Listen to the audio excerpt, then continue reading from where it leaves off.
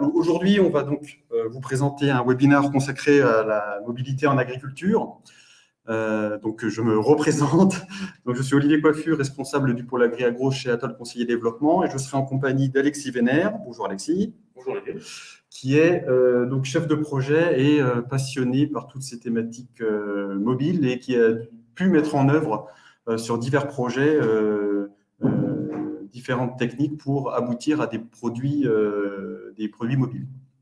Vous pourrez tout au long du webinaire nous poser différentes questions et on prendra quelques minutes en fin de webinaire pour les traiter et essayer d'y répondre du mieux possible. Donc pourquoi ce webinaire? Parce que à Atoll, on a un pôle agri-agro qui résulte de 15 ans d'expérience sur différents projets avec nos différents clients du secteur. On s'est structuré autour de cette thématique-là il y a 2 ans. Ça représente un pôle de plus de 30 personnes dans nos nouveaux locaux de Dijon. On y est depuis 1 an. Le siège d'Atoll est toujours à Gevrey-Chambertin, mais notre équipe de développement agri-agro est à Dijon.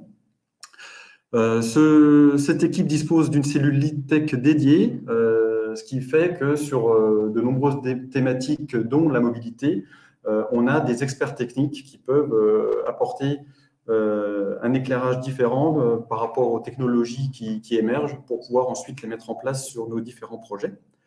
Et ce pôle, bien sûr, continue à avoir une transversalité avec les autres expertises au sein d'Atoll, la partie design pour, bien sûr, la conception d'interfaces ergonomiques et avoir des parcours utilisateurs optimaux. Le pôle data pour tout ce qui est, bien sûr, sur la thématique d'échange de data, de reporting et de dashboard dans le domaine agricole. Et puis, bien sûr, la partie SIG, etc., etc. Voici quelques-unes de nos références. Quelques-uns sont parmi nous aujourd'hui, donc merci à vous. Pour les autres, j'espère que dans les webinaires à venir, vous pourrez apparaître dans cette slide. Voici donc, c'est un panorama de nos différents clients aujourd'hui pour lesquels on a pu réaliser différents projets, et entre autres des applications mobiles. Donc, on va attaquer maintenant rentrer dans le vif du sujet. Pourquoi la mobilité en agriculture? Donc déjà là, c'est faire un focus sur les utilisateurs visés. On peut déjà partir de l'agriculteur en lui-même qui, alors là, on va dire des choses un peu bateau, mais c'est souvent intéressant de revenir à des choses simples pour se projeter sur l'utilité des outils que l'on propose.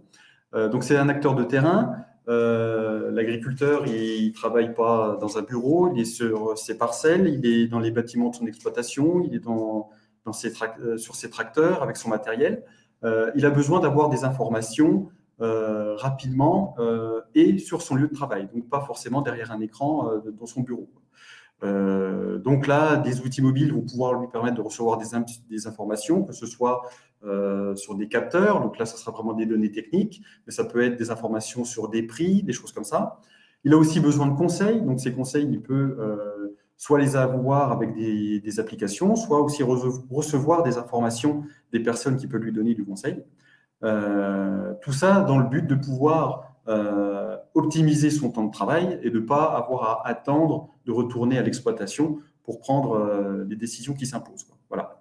D'autres personnes visées, ça va être ce qu'on appelle les techniciens conseils ou les conseillers, selon l'organisme, qui vont, par leur mission première, devoir donc apporter des éléments à l'agriculteur. Et pour cela, il faut qu'ils puissent saisir les observations éventuelles qu'ils peuvent faire sur une parcelle, pouvoir prodiguer leurs conseils, pouvoir envoyer des devis à un agriculteur, etc., etc. En tout ça, l'idée, c'est de favoriser l'échange d'informations, quelle que soit la nature de l'information, de la donnée classique, mais on va arriver aussi sur des données plus originales, entre guillemets, la position géographique, des photos, des vidéos, voilà. Tout ça, vraiment, l'idée, c'est de favoriser l'échange d'informations. Et un nouvel, on va dire, par rapport à notre précédent webinaire, c'est au début de la chaîne, il y a l'agriculteur, mais au bout de la chaîne, on a aussi des consommateurs. Et aujourd'hui, le consommateur est en attente d'informations sur les produits qu'il va consommer, quoi. Aujourd'hui, les consommateurs, donc c'est nous tous, hein, nous sommes en général très bien équipés. On a soit tous un smartphone, soit une tablette à la maison ou des choses comme ça. On a des pratiques sur les smartphones qui nous rendent compatibles avec le type d'applications qui peuvent être proposées. Et du coup, tout ça, ça va permettre aussi de produire des applications qui vont permettre aux consommateurs de pouvoir avoir des informations sur l'origine des produits ou encore favoriser la mise en relation pour des choses qu'on a beaucoup parlé là, pendant cette période de crise sanitaire, favoriser les circuits courts, acheter des choses plus locales ou des choses comme ça. Et qu'est-ce qu'on va offrir pour ces consommateurs en termes de possibilités, de fonctionnalités sur des outils mobiles? Déjà, des outils de traçabilité et de qualité. Aujourd'hui, on sait que, comme je l'ai dit, les utilisateurs veulent avoir un peu un feedback sur l'histoire du produit qu'ils s'apprêtent à acheter ou à consommer. Donc, on a des fonctionnalités du style, avec un flashcode, on va pouvoir avoir accédé à l'histoire du produit depuis on va dire sa création jusqu'à la transformation et la distribution. Là encore, la partie circuit court et approvisionnement local, où là, on va pouvoir mettre en œuvre des technologies qui sont dans les terminaux mobiles, comme la géolocalisation via le GPS, des modules carto pour pouvoir faire des itinéraires d'approvisionnement, et tout ça, bien sûr, avec des notifications push, ce qu'on appelle des notifications push, pour pouvoir avertir l'utilisateur soit de la disponibilité d'un produit, soit de la présence à tel ou tel endroit de telle ressource, tel produit, tout ça, quoi. Enfin, sur cette thématique à destination du consommateur, on va pouvoir aussi permettre une communication rapide et limite en temps réel avec la notification des commandes mises à disposition suite à une commande sur un drive fermier ou des choses comme ça. Et surtout, on peut avoir l'information n'importe où et n'importe quand, quoi. Voilà. Encore une fois, on n'est pas obligé derrière d'être un PC ou à la maison ou à tel endroit. Sur son téléphone, on va recevoir les informations de disponibilité des produits ou de la disponibilité d'un point de vente, des choses comme ça.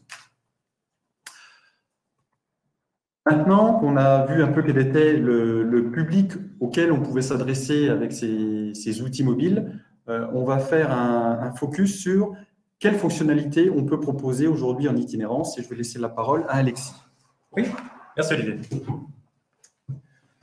Avant de vous parler des fonctionnalités, je vous propose, avant de parler des appareils.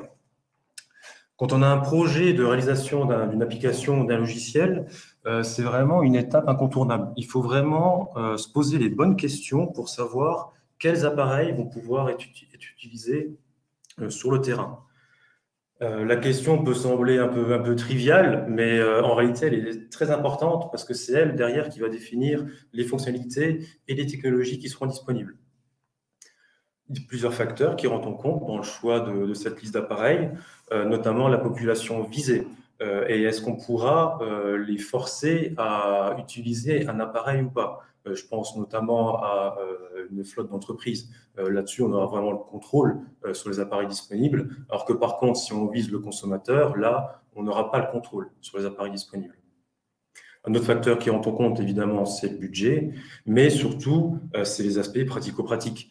Un conseiller qui est plutôt sédentaire, on aura tendance à penser qu'un ordinateur portable, c'est le mieux pour lui parce qu'il pourra faire de la saisie très, très simplement avec le clavier et avec le trackpad. Mais par contre, si c'est un conseiller qui est un peu plus nomade, là, on se rend bien compte que sur le terrain, c'est pas possible de faire une saisie sur un ordinateur portable en général. Donc c'est là par contre que le smartphone peut devenir intéressant, mais il existe aussi des solutions hybrides du type tablette avec la possibilité ou pas de mettre un clavier. Donc voilà, ça, c'est des choses qui se réfléchissent en amont. Et évidemment, les points clés, ça va être derrière les fonctionnalités, les périphériques, les outils qui seront disponibles. La caméra, le GPS, la connexion cellulaire, la saisie tactile, etc. Tout ça, c'est des choses qui ne sont pas forcément disponibles sur un ordinateur portable. Donc c'est pour ça qu'en général, le smartphone ou la tablette ont vraiment leur carte à jouer dans ce domaine-là.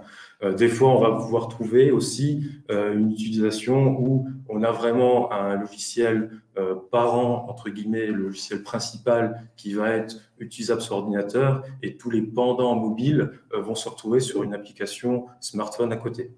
Donc, c'est une manière de faire. Voilà, plusieurs cas sont possibles.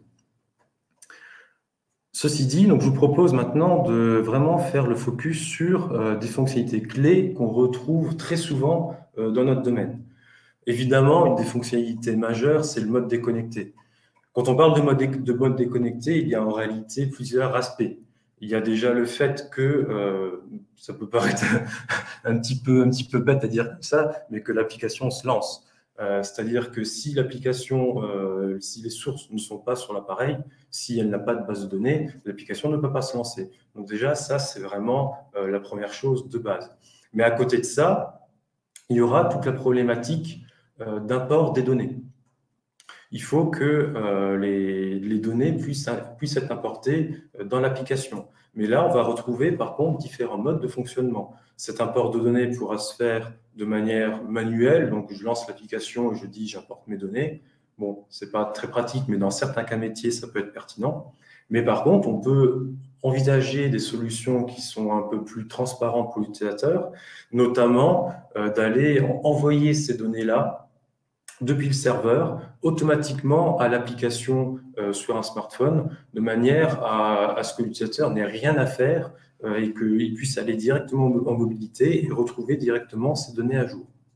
Donc ça, c'est des choses qui sont techniquement possibles de faire. Il y a plusieurs cas de figure. Il y a le cas où il se passe quelque chose, je vais envoyer la donnée en amont. Il y a le cas où je veux juste recharger des données qui sont potentiellement susceptibles d'être utilisées. Enfin voilà, là, c'est des choses qui se réfléchissent également, mais il y a plusieurs modalités de fonctionnement. Pour la synchronisation des données saisies, donc c'est-à-dire qu'une fois que l'utilisateur a saisi ces données sur l'appareil mobile hors réseau, là aussi, il y aura plusieurs manières de faire pour envoyer ces données. Donc, il y a également la possibilité de faire les choses manuellement. Ça peut être encore une fois pertinent dans certains cas métiers, par exemple pour forcer une relecture des données, par exemple, ce genre de choses. Mais on est aussi capable maintenant donc, de faire des choses pour faire en sorte que en fait, ces données soient synchronisées automatiquement quand l'appareil va retrouver du réseau. Donc, c'est-à-dire que le téléphone dans la poche, l'agriculteur, en rentrant chez lui, il va retrouver du réseau Wi-Fi, et ben l'application en fait va se réveiller et va pouvoir envoyer les données qui auront été saisies hors réseau. Un autre aspect de ce mode déconnecté-là, c'est aussi l'intégration des données. C'est-à-dire que s'il y a des saisies parallèles qui sont effectuées par plusieurs personnes, mais qui touchent à un même domaine, il faut parfois mettre en place des mécanismes très spécifiques pour faire en sorte que les choses que l'un ne va pas écraser l'autre. Donc ça se réfléchit, mais c'est des choses aussi qui sont techniquement possibles. Une autre fonctionnalité vraiment principale dans notre domaine, c'est la cartographie. C'est-à-dire la capacité de proposer une carte sur soit un smartphone ou sur une tablette à un utilisateur. Quand on dit une carte, ça va être quoi? Ça va être déjà en premier lieu un fond de plan, du satellite notamment, mais ça va être également ces éléments métiers. Notamment, on peut penser ces parcelles, ces îlots, etc. En général, ces données métiers-là, elles ne vont pas être sous forme d'image, comme le sera un fond de plan satellite. En général, on va les stocker sous forme vectorielle. Et le fait de la stocker en vectoriel, ça nous amène à connaître ses coordonnées. On y reviendra un peu plus tard, mais derrière, ça nous permet de faire des calculs de proximité par rapport à la localisation, etc. Donc, c'est des choses qui sont assez intéressantes. À côté de ça, on peut stocker également d'autres fonds de plan, des fonds de plan spécifiques, par exemple des types de sol, des teneurs en azote, etc. Voilà, donc là c'est vraiment des cas très spécifiques, mais on est capable de faire ça. Si on fait le lien avec la fonctionnalité qu'on vient de parler précédemment, le déconnecté, il faut savoir que la cartographie, on est aujourd'hui capable de la faire également en déconnecté. Là où on va avoir par contre un souci, entre guillemets, ça va être pour les fonds de plan. Si on veut intégrer toute la France à un niveau de zoom très fort, ça c'est une quantité de données qui est vraiment très importante. Donc c'est pour ça qu'il faut mettre en place des algorithmes de manière en fait à cibler, de manière à avoir que l'emprise qui nous intéresse, donc d'aller télécharger l'emprise qui nous intéresse, donc c'est-à-dire l'emprise autour d'une exploitation, par exemple, ou de plusieurs exploitations, et d'aller stocker ça dans le téléphone à des niveaux de zoom assez élevés. Donc ça, techniquement, on est capable de le faire. On est capable aussi de stocker dans le téléphone d'autres données, donc notamment, comme je l'ai évoqué, les éléments vectoriels. Toujours un petit peu dans le domaine de la cartographie, le GPS. Donc, c'est aussi quelque chose qui est assez fréquent, qu'on trouve assez fréquemment dans les applications agri-agro. C'est vraiment donc, la possibilité de localiser l'utilisateur. Mais en réalité, il y a plusieurs manières de localiser l'utilisateur. Il y a le fait de le localiser ponctuellement.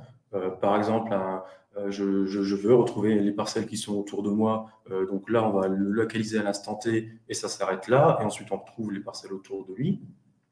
Mais sinon, ça peut être carrément un traçage.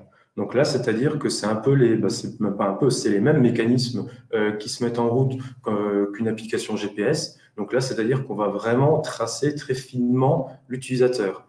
Ce qui est intéressant, c'est que ce genre de choses, on peut le faire téléphone dans la poche. C'est-à-dire que l'application n'est pas obligée d'être allumée.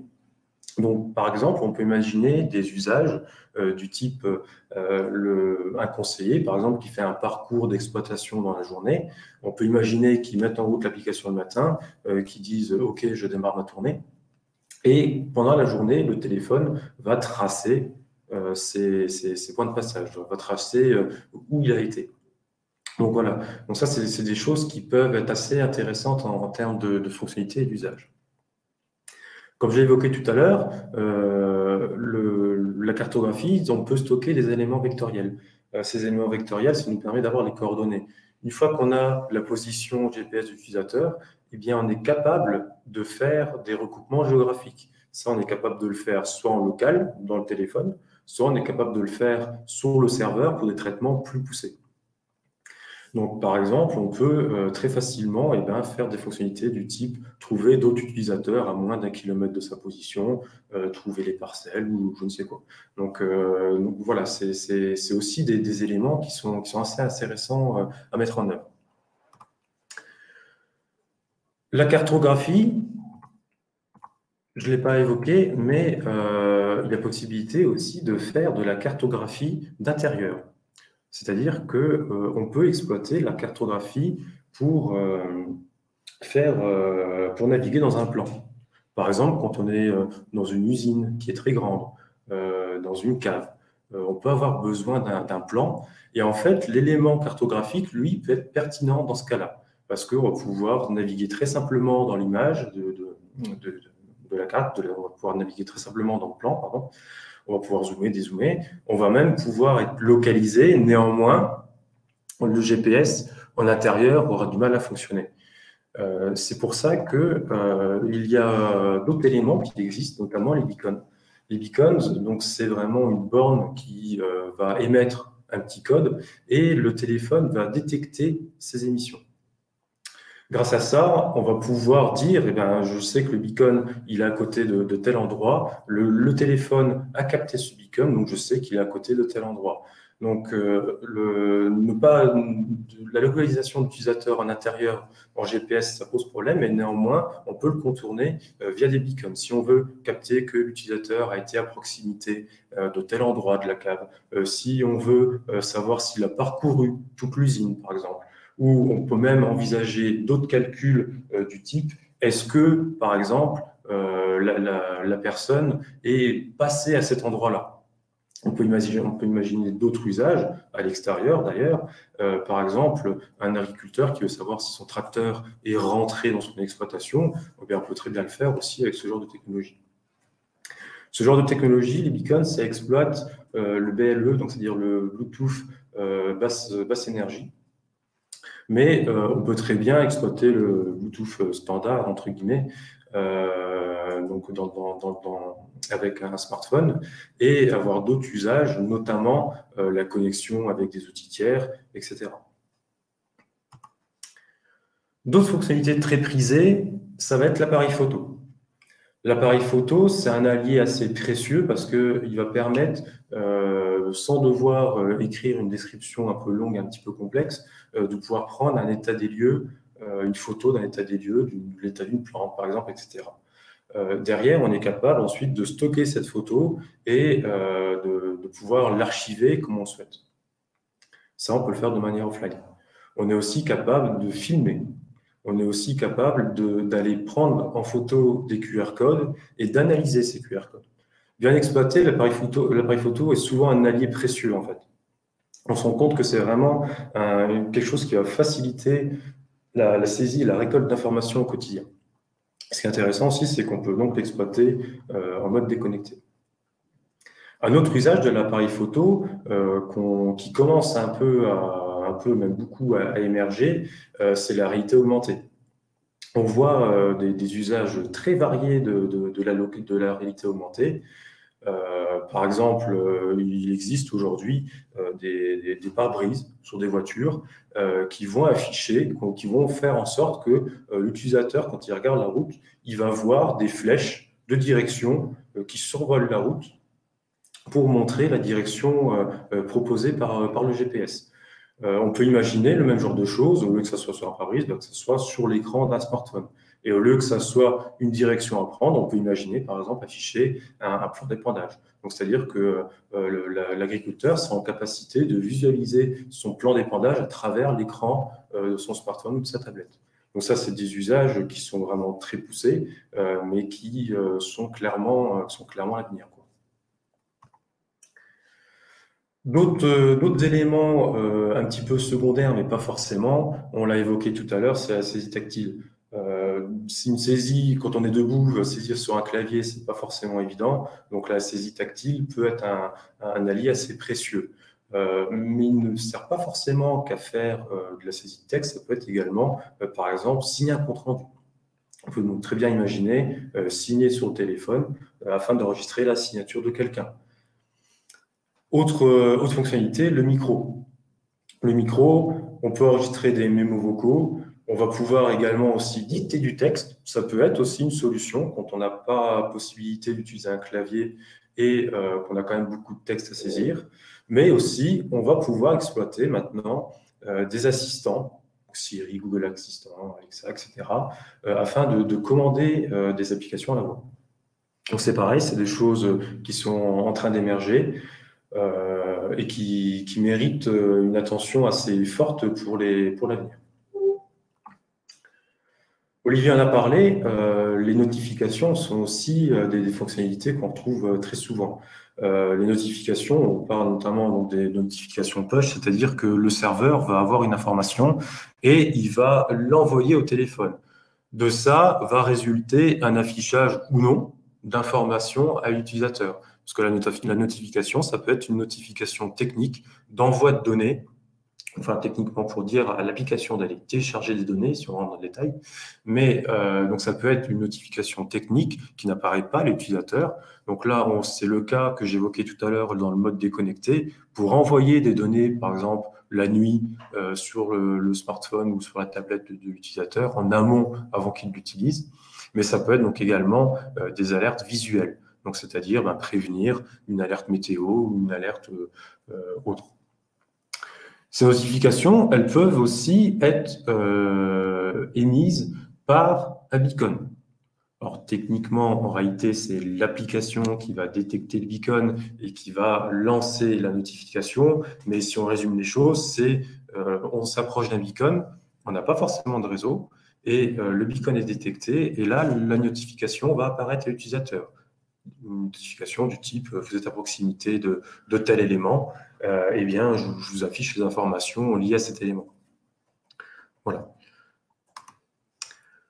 Une fois qu'on a fait le tour de ces fonctionnalités, il convient de faire une petite parenthèse, mais qui a son importance. C'est l'importance de l'UX. À Atoll CD, on a un pôle qui est vraiment dédié à la réflexion de l'UX. Donc, c'est-à-dire que c'est des personnes dont c'est le métier qui vont prendre en charge, on va dire, toutes ces réflexions à apporter. Une application mobile, elle aura beau apporter plein de fonctionnalités, si ces fonctionnalités sont mal amenées, si elles sont mal présentées ou si elles sont présentées au mauvais moment, l'application ne sera pas pertinente. Donc, c'est pour ça que la réflexion de l'expérience utilisateur, c'est quelque chose de primordial.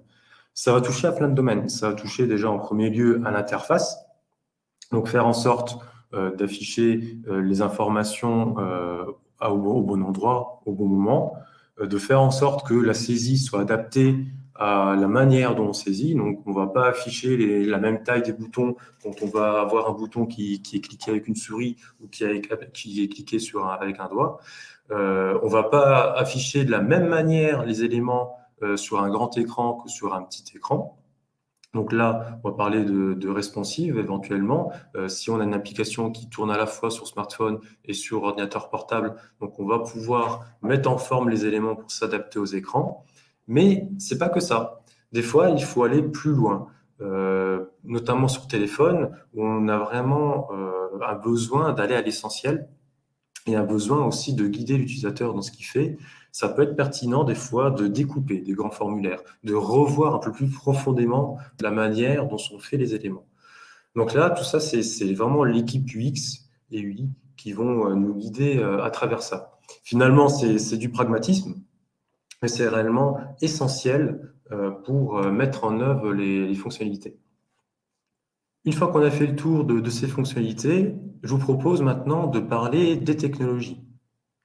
On avait réalisé en mai un webinaire donc, qui était vraiment axé sur les technologies.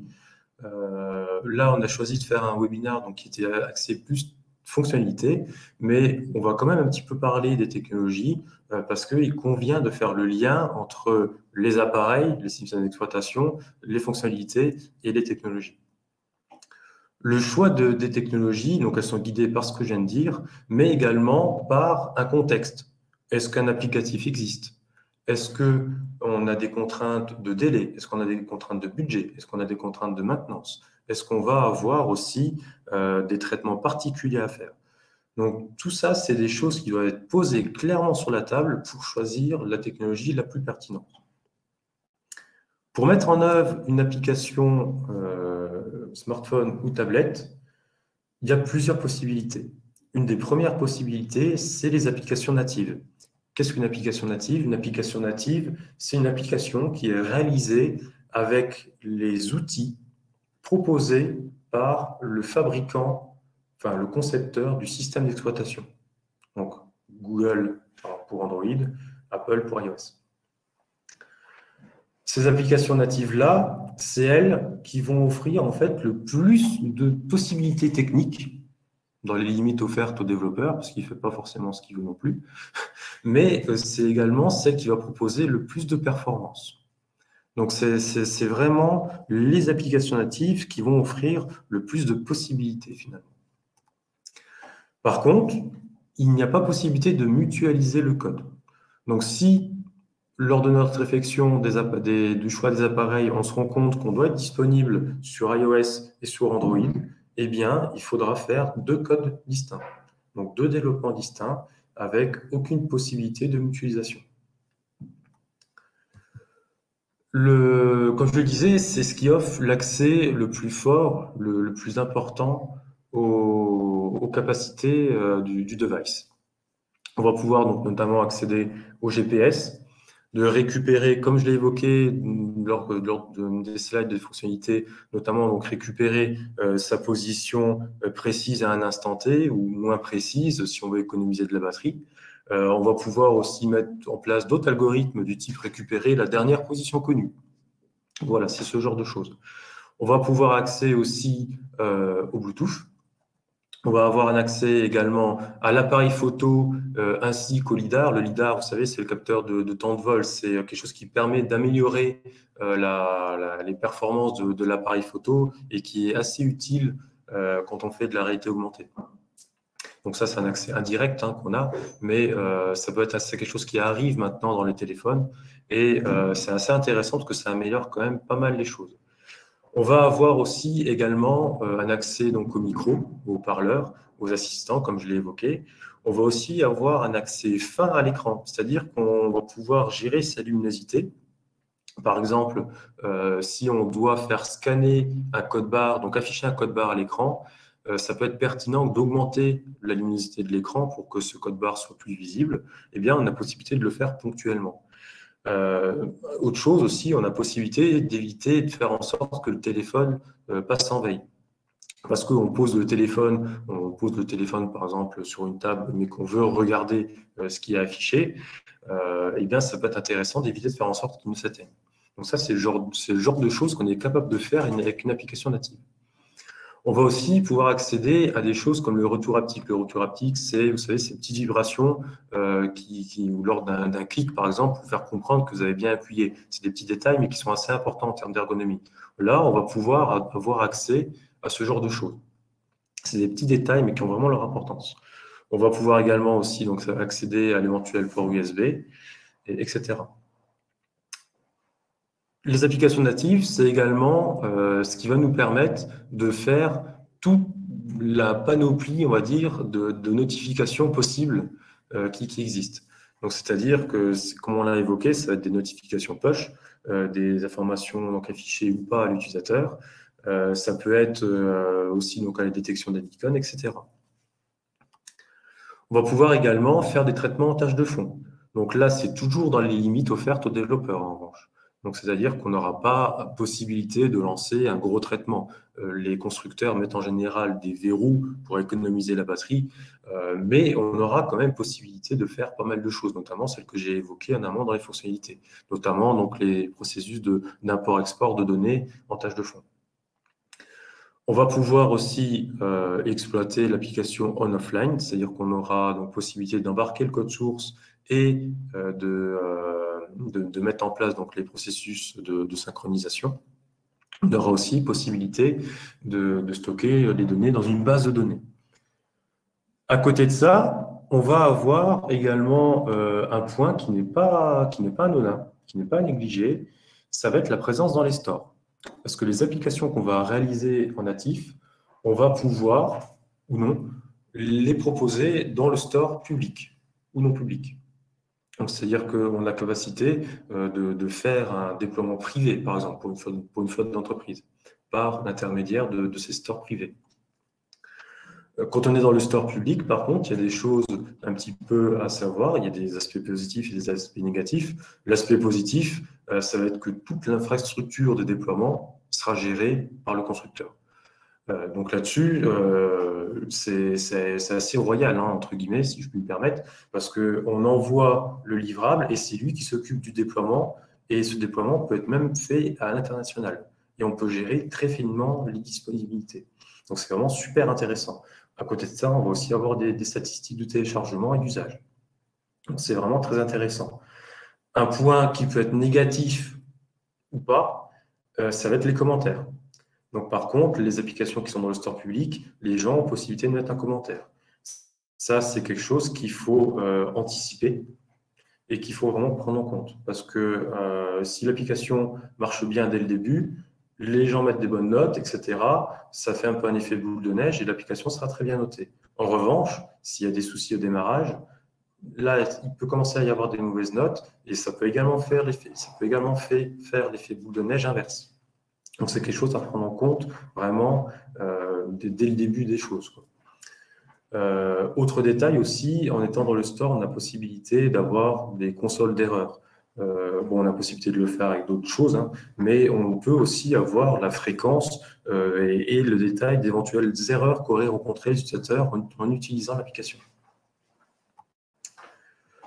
En résumé, donc les applications natives, c'est celles qui nous donnent le plus de possibilités techniques. C'est celles qui nous donnent les meilleures performances. Par contre, c'est celles qui vont devoir donc nécessiter le plus de développement. On va devoir avoir un développement Android et un développement iOS si on veut être présent sur les deux plateformes. On va devoir aussi donc gérer les licences pour être présent dans le store éventuellement, et on va devoir gérer une maintenance périodique. Parce que tous les ans, des nouveaux SDK, donc des nouveaux outils proposés par les constructeurs arrivent, il faut mettre à jour l'application. Ils mettent aussi, ils proposent aussi de nouveaux appareils, et il faut s'adapter aussi à ces nouveaux appareils. Les interfaces doivent s'adapter. Un exemple qui est arrivé il y a quelques années, par exemple, sur iOS, c'est la présence de l'encoche. Il faut gérer techniquement cette encoche pour pas qu'un titre ou quoi ne soit caché par cette encoche. Donc voilà, il y a toujours une maintenance à avoir. Mais cette maintenance-là, finalement, elle existe quelle que soit la solution technologique employée. Donc voilà, maintenant qu'on a évoqué les applications natives, je vous propose de faire un 180 degrés et de parler des Progressive Web Apps. Alors les Progressive Web Apps, on entend un petit peu souvent parler, mais on ne sait pas forcément ce que c'est. Eh bien, une Progressive Web App, c'est en réalité un site web. C'est un site web classique. Sauf que, en fait, ce site web, on va lui adjoindre un service worker, j'y reviendrai après, qui permet de faire en sorte que ce site web puisse s'installer dans le téléphone. Pour s'installer, sur Android, on a vraiment des facilités. On a la possibilité de proposer à l'utilisateur de l'installer. Les accès sont assez simples. Par contre, sur iOS, il faut cliquer sur le petit bouton qui envoie un petit peu, donc qui est entouré en rouge, donc qui n'est pas forcément visible des utilisateurs, et de faire ajouter sur l'écran d'accueil.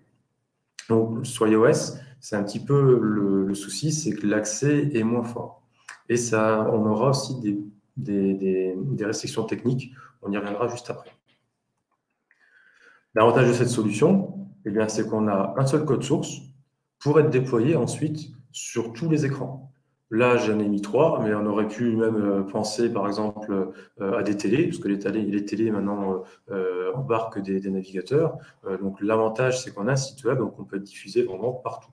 On peut s'installer, donc ensuite, l'application peut être disponible directement sur l'écran du téléphone. Tout à l'heure, j'ai évoqué rapidement les Progressive Web Apps, donc c'est un site web qui embarque un service worker. Le service worker, lui, son boulot, c'est de faire un petit peu un passe-plat et de prendre le relais quand il va y avoir un problème, notamment le fait de ne pas avoir de réseau. Donc, c'est-à-dire que le code source côté client, donc c'est-à-dire vraiment le code source côté embarqué dans le téléphone, si le téléphone n'arrive pas à accéder à Internet, eh bien le service worker va pouvoir prendre le relais et sortir en fait du cache des éléments, notamment des images, par exemple. Donc, si on a besoin d'aller chercher une image sur Internet mais qu'il n'y a pas Internet, le service worker peut retourner cette image. Donc, c'est-à-dire que c'est finalement lui qui va faire en sorte que l'application sera capable de fonctionner sans réseau. Ce service worker-là, on peut même l'utiliser quand il y a du réseau. C'est-à-dire que pour optimiser l'affichage d'un site web, pour dire, par exemple, d'aller chercher cette image, pour optimiser les latences, on va pouvoir aller chercher cette image directement dans le cache plutôt que dans Internet, sur Internet. Pardon. Un des soucis, par contre, avec les Progressive Web Apps, comme je l'ai évoqué, c'est sur iOS, on va avoir certaines limitations. Un service worker permet de faire des traitements en tâche de fond sur Android, mais pas sur iOS. Un service worker, il va aussi nous permettre de recevoir des notifications push sur Android, mais pas sur iOS. Donc ça, c'est des choses à prendre en compte lors du choix des technologies, parce que c'est un peu un des freins majeurs, finalement, à l'usage des Progressive Web Apps. Cette technologie, les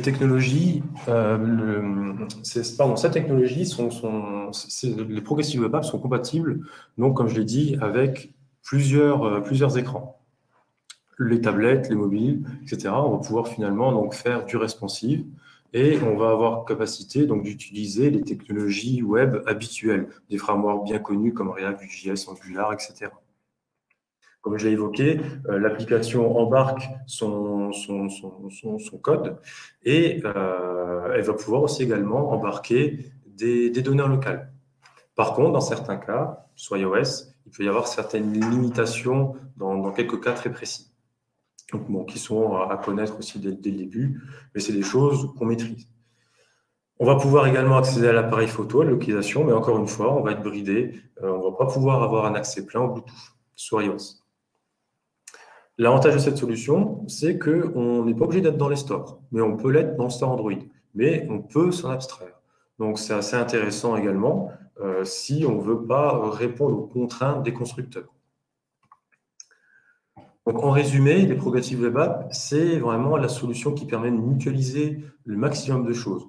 Elle va avoir des capacités très intéressantes sur Android, elle va avoir un petit peu moins de capacités sur iOS, notamment l'installation qui va être un peu fastidieuse et certains éléments donc, qui ne seront pas disponibles. Mais c'est une solution vraiment idéale si on souhaite limiter les coûts. Donc, c'est vraiment quelque chose de très intéressant également. Une fois qu'on a mis ces deux solutions sur la table, est-ce qu'il existe des solutions intermédiaires? Eh bien oui. On va parler maintenant des frameworks cross-platform. J'ai mis hors Hybrid App. Alors, qu'est-ce qu'une Hybrid App? Qu'est-ce qu'un framework cross-platform? Donc, un framework cross-platform, c'est un framework qui va permettre de développer une fois une application et de la déployer en cross-platform, c'est-à-dire sur plusieurs plateformes. Une Hybrid App, c'est en fait, en réalité, ce qu'on utilisait assez souvent il y a quelques années, c'est Cordova, Ionic. C'est en réalité l'encapsulage d'un site web dans une application. C'est quelque chose qu'on fait encore maintenant, mais beaucoup moins souvent, parce que maintenant, on préfère des frameworks plus modernes qui ont des modalités de fonctionnement différentes. Ça va être le cas notamment de React Native et de Flutter. React Native et Flutter, ils permettent, donc avec un seul code source, de compiler les applications sur Android et sur iOS.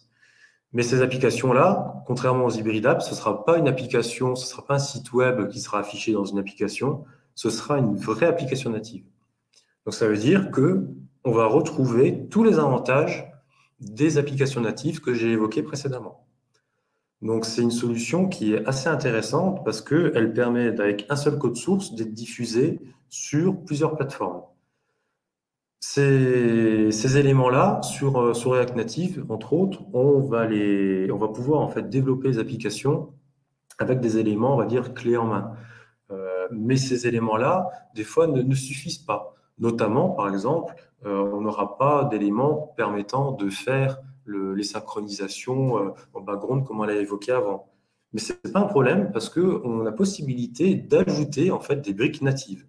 C'est-à-dire qu'on peut faire des bouts de code très spécifiques à iOS et très spécifiques à Android pour gérer ces cas-là. Et c'est ce qu'on a fait notamment avec une application qu'Olivier présentera par la suite, où on a utilisé React Native et on a encore en plus fait un petit peu de code, du code natif iOS et du code natif Android pour gérer ces cas spécifiques. Donc finalement, on a une flexibilité qui est vraiment très large avec ce genre d'outils. On a la possibilité également d'avoir une base SQL. On a possibilité, vu qu'en React Native, on va coder les choses en JavaScript, on a possibilité de mutualiser certaines logiques avec du code web. Après, bon, un site web, s'il fonctionne vraiment de manière classique et qu'on souhaite faire une application React Native qui fonctionne en offline, il y aura quand même certains pans à réécrire, notamment pour gérer ce côté offline. Donc, la mutualisation a quand même ses limites. Mais en tout cas, on va pouvoir quand même mutualiser certaines logiques à certains niveaux. En résumé, comme je l'ai évoqué, donc, on retrouve tous les avantages des applications natives avec ce genre de solution. Mais par contre, on n'aura pas possibilité de transformer ce qu'on fait en site web. Il y a des solutions qui existent, mais ce n'est pas vraiment des solutions officielles, ou en tout cas qui ne sont pas encore déployées en stable et qui sont, pour nous, en tout cas, pas utilisables en production à cet instant. Un des autres points négatifs, ça va être également la dépendance à un tiers. Forcément, quand on développe les choses avec React Native, avec Flutter ou d'autres, eh bien, on dépend de ce framework-là. Donc, on dépend du fait qu'il veuille bien suivre aussi les évolutions des constructeurs Apple et Google. Mais bon, la communauté est assez forte sur ces sujets, donc ce n'est pas trop le souci. Donc voilà, je vais passer la main à Olivier. Merci Alexis. C'est vrai qu'on On aimerait passer encore un peu plus de temps, mais c'est vrai qu'on est limité par le temps, donc on va passer à la suite. En tout cas, enfin, pour tous ces aspects techniques, si vous voulez avoir plus d'informations, on prévoit des rendez-vous d'experts à la suite de ce webinaire. Donc, vous pouvez prendre rendez-vous avec nous sur une demi-heure, une heure. On peut échanger sur si vous avez des questions plus précises ou sur la thématique technique. Pour terminer le webinaire, on va passer en revue 3 exemples de réalisations que nous avons pu faire pour nos clients dernièrement, pour mettre un peu en relief tout ce qu'on a pu vous présenter avant. Une des premières applications qu'on va vous présenter, c'est l'app Mes Parcelles. Donc, c'est un outil des chambres d'agriculture. Donc, c'est un outil qu'on a fait il y a 2 ans maintenant, et dont l'objectif, c'est de pouvoir transposer certaines fonctionnalités qui sont présentes sur l'application web et l'outil web en mobilité et en itinérance, quoi. Donc, sur l'outil, on a principalement des fonctionnalités de saisie de pratiques agricoles et la consolidation des pratiques. Alors, l'agriculteur va pouvoir saisir ses interventions de fertilisation, de semis, l'épandage de produits phytosanitaires, saisir ses récoltes, etc., etc. Et bien sûr, une des problématiques, c'était d'avoir cette fonctionnalité en offline. L'agriculteur, il est sur le terrain, comme je l'ai dit au début, donc on permet de manière en plus transparente à l'utilisateur de pouvoir saisir ces informations. Je dis bien transparente dans le sens où, par rapport à ce qu'on a pu faire par le passé, où il fallait que l'utilisateur décide de passer offline ou des choses comme ça, là, l'utilisateur, il saisit ses interventions, il n'a pas à se soucier s'il a du réseau ou pas. S'il en a, c'est très bien. S'il n'en a pas, l'intervention est en local sur le téléphone et dès que l'appli retrouve du réseau, elle est envoyée sur le serveur. Donc là, on a pu vraiment mettre en place le mode déconnecté dont on vous a présenté les fondements tout à l'heure. Cette application, elle permet aussi un suivi des stocks et des intrants, une saisie de l'irrigation sur parcelle avec aussi la saisie des index de compteurs d'eau. On a accès à tout un référentiel phyto, donc on peut consulter les fiches produits, rechercher des produits avec différentes entrées. Il intègre aussi des OAD, donc en partie l'OAD OptiProtect, qui permet de modéliser, on va dire, et d'avoir des informations sur les maladies du blé et du coup de pouvoir anticiper potentiellement des traitements. Et au sein de cette appli, donc on peut gérer plusieurs exploitations sur plusieurs millésimes, que ce soit de l'exploitation classique ou des ETR. Donc après, quelques exemples d'écran, tout ça pour vous mettre un peu aussi en lumière ce qu'on a dit tout à l'heure, donc sur la partie UX par exemple. Là, tout le parcours utilisateur, il a été pensé en amont de la réalisation avec les équipes des chambres d'agriculture et aussi nos équipes UX design en interne pour pouvoir proposer à l'utilisateur un parcours qui soit le plus optimal et qui puisse être simple dans son utilisation. Voilà. Parce que sur la saisie d'intervention, il y a quand même pas mal de paramètres qui rentrent en compte. Donc là, le défi, c'était de pouvoir faire une saisie légère, simple, intuitive, sans prendre le risque qu'on s'y perde sur le long cours.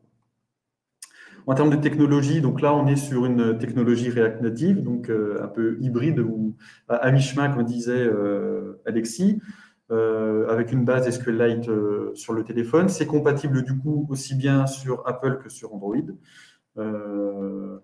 Et donc, ça a été vraiment, pour nous, ça a été notre première grosse réalisation avec React et React Native.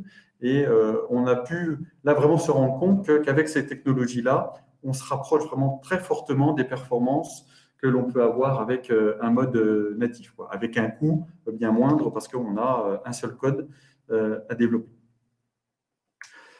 Une autre réalisation qui est donc portée par Bitechnology. Donc, ce client construit ses propres capteurs. Il a des capteurs météo qu'il va mettre dans les parcelles de vignes.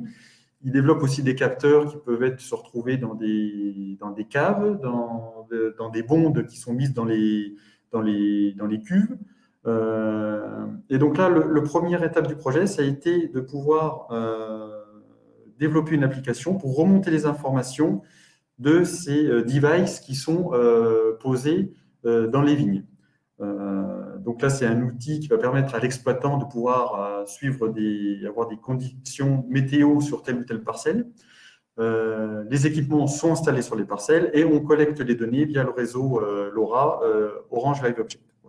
Donc, on a des données météo sur chaque parcelle, très bien identifiées, très précises, avec des alertes ciblées en fonction de la météo et des données qui peuvent être remontées.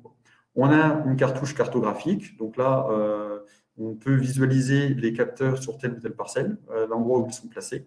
Et là encore, on a une application qui est compatible iOS et Android. Donc là, voilà quelques écrans, quelques captures d'écran pour vous montrer la partie cartographique.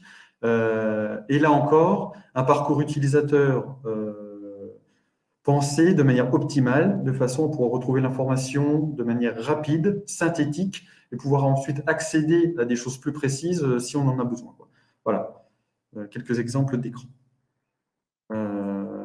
Donc là, c'était au-delà du projet mobile, c'était aussi un projet qui nous permet de nous interconnecter avec des devices.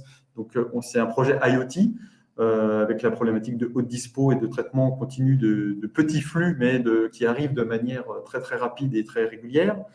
On est sur des données très, très localisées avec des capteurs spécifiques développés par le client. Et donc là, ça nous a permis aussi de mettre un focus sur l'expérience utilisateur avec la mise en place d'un design comportemental sur cette application-là. Sur la partie réalisation, on terminera avec l'application tour de plaine qu'on a pu faire pour Terrinovia. Donc, c'est tour de plaine, spécifique tournesol.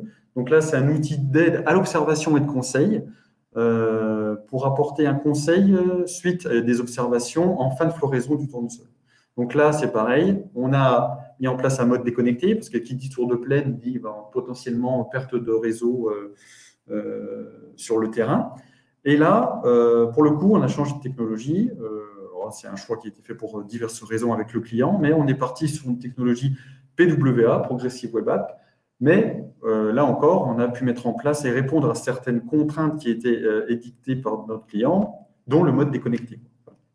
Donc voilà, là on retrouve quelques écrans avec des choses un peu plus classiques, j'ai envie de dire, mais avec des zones de saisie bien identifiées et des parcours utilisateurs avec une frise qu'on peut retrouver dans la partie supérieure où on voit étape par étape où l'on en est dans la saisie. Voilà. Donc là, en termes de techno, on est sur du Vue, une API plateforme avec du Symfony. Et là encore, on est donc sur une compatibilité, comme si on est sur une Progressive Web App, il n'y a pas de question de compatibilité, enfin de code source spécifique, on a une compatibilité iOS et Android. On a encore plein d'autres exemples d'applications. Là, le temps nous presse, donc, mais après, vous pourrez retrouver ces exemples sur notre site. Hein. On a des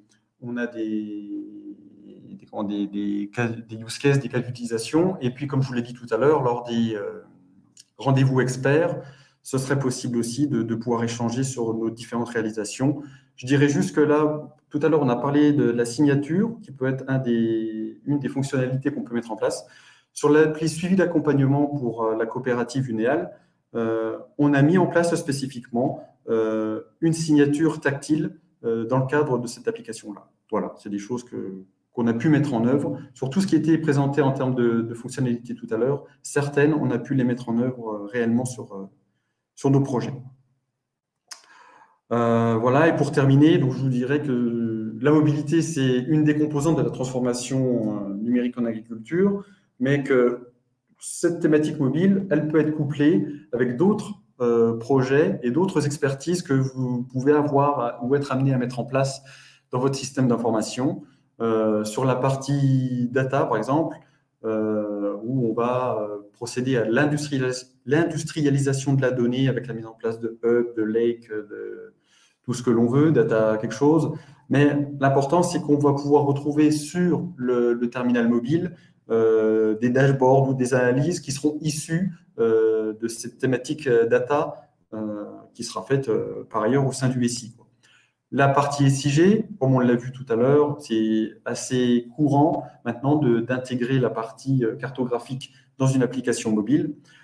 Et enfin, pour aller plus loin, on peut imaginer que si vous avez besoin de mettre en place une blockchain dans votre SI pour diverses raisons, hein, pour des thématiques de traçabilité ou de suivi, là encore, l'interconnexion avec l'appli mobile, quand je fais une action, ce sont des choses qui sont tout à fait envisageables. Voilà, merci pour votre attention pendant ce webinaire. Maintenant, on va peut-être passer aux questions, si vous en avez. Donc, n'hésitez pas, là, on va prendre quelques minutes dans la partie réservée aux questions sur l'outil. Si vous voulez nous poser des questions en direct, on se fera un plaisir d'y répondre avec Alexis. Si vous voulez aborder certains points spécifiques ou prendre le temps, j'ai envie de dire, d'aborder certains points spécifiques, comme j'ai dit tout à l'heure, vous pouvez, on a mis en place ce qu'on appelle des rendez-vous d'experts suite au webinaire. Vous pouvez prendre rendez-vous d'une demi-heure, je crois, c'est ça qui est prévu, avec moi ou Alexis, ou les deux. Et puis, on pourrait échanger sur vos questions spécifiques sur cette thématique-là. En tout cas, voilà, nous, l'idée, c'était d'apporter un éclairage différent, de pouvoir aussi vous donner des clés sur la partie, on va dire, technique aussi, parce qu'on sait que souvent, nos clients disent, bon, bah oui, d'accord, je veux faire du mobile, mais entre du natif, du pas du tout natif, voilà. J'ai des contraintes, j'ai des exigences, comment on peut y répondre, quoi. Donc là, l'idée, c'était de vous donner, sans vous noyer dans la technique pure et dure, parce que ça peut être aussi un peu compliqué, mais de vous donner des clés, des pistes de réflexion pour, voilà, moi, j'ai tel ou tel projet en mobilité, telles contraintes, telles exigences, comment je peux, où est-ce que je peux mettre le curseur sur ce dont j'ai besoin pour construire mon outil. Merci à tous de votre participation et on vous retrouve bientôt pour un autre webinaire dans le domaine agricole. Merci à tous, à bientôt. À bientôt. Au revoir.